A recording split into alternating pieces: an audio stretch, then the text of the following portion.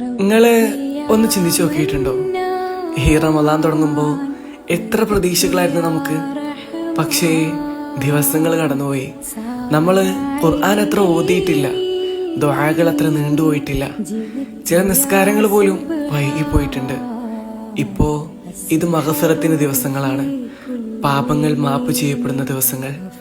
പക്ഷേ നമുക്കറിയോ നമ്മുടെ പാപങ്ങളുടെ ഭാരം എത്രയാണെന്ന്? നമ്മൾ ചിരിച്ചുകൊണ്ട് നടന്നാലും ഹൃദയത്തില് കുറ്റബോധമുണ്ടല്ലോ. ചില തെറ്റുകള് ആരും അറിയാത്ത, പഠിച്ചവൻ മാത്രം അറിയുന്ന ഒരുപാട് തെറ്റുകളുണ്ട്.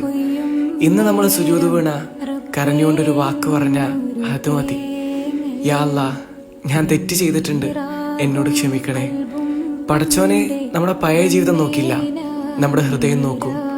നമ്മൾ എത്ര ദൂരെയായാലും പഠിച്ചവനടുത്താണ്. അതുകൊണ്ട് ഒരു നിമിഷവും നഷ്ടമാകരുത്.